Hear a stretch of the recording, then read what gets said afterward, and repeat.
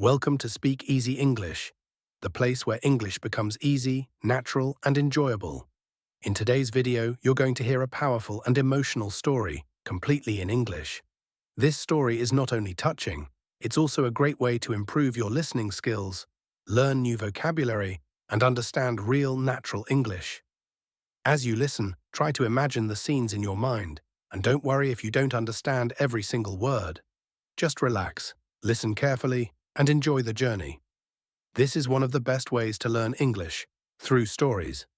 Now let's begin our story. The Empty Chair.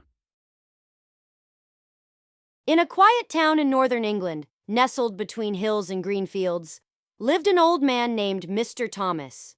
He was 78 years old, tall and thin, with kind eyes and a warm smile. For the past 10 years, he had lived alone in a small brick house on Willow Street. His wife, Margaret, had passed away a decade ago, and he had no children or close relatives. Still, he kept the house clean, the garden neat, and every morning he made himself a cup of tea. At exactly 8 a.m., rain or shine, Mr. Thomas would step outside with his tea and sit in his favorite wooden chair on the porch. He wore the same brown wool hat and a navy blue coat.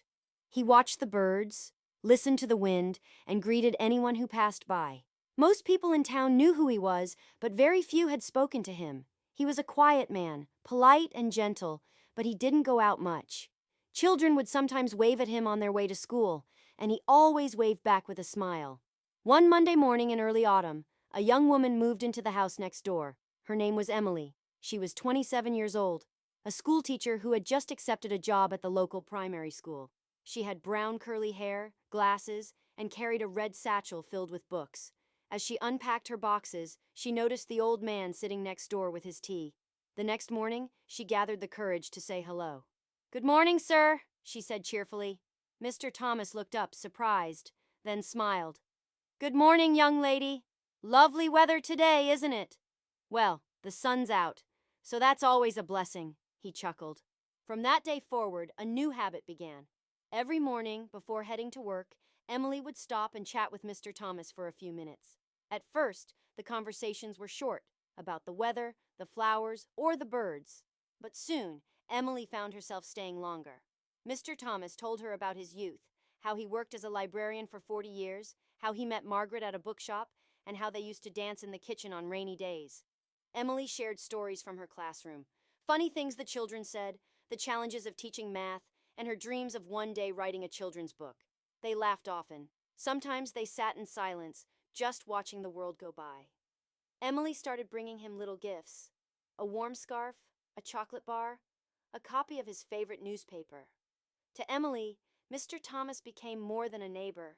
He was like a grandfather she never had, wise, kind, and full of gentle stories. To Mr. Thomas, Emily brought light and company into days that had once felt empty. One Friday afternoon after school, Emily came home early. She noticed something strange. The chair on the porch was empty. The teacup was not there. The front door was closed, and the curtains were drawn. She waited. Maybe he was napping. She checked again in the evening. Still no sign. The next morning, the chair remained empty. Emily's heart sank. She knocked on a neighbor's door. "Have you seen Mr. Thomas?" she asked. The neighbor's face turned serious. "I'm so sorry, Emily. He passed away peacefully in his sleep last night." Emily stood in silence, tears welling up in her eyes. It felt like losing family. The next morning, she placed a white lily, the flower Margaret loved, on the empty chair. She sat beside it for a long time, remembering their conversations, his voice, his kindness. Then something surprising happened. A small boy walking by with his dog stopped. "Where's the old man?" he asked. "He's gone," Emily replied softly. "But this was his chair." The boy nodded, looked at the flower, and said, "He always smiled at me." Then he walked on. Later that day, another neighbor came by and placed a small card on the chair. It read, "Thank you for your quiet kindness." Day after day, more people came. Someone brought a book and left it on the porch. A child drew a picture and taped it to the chair. Slowly, that wooden chair became something special.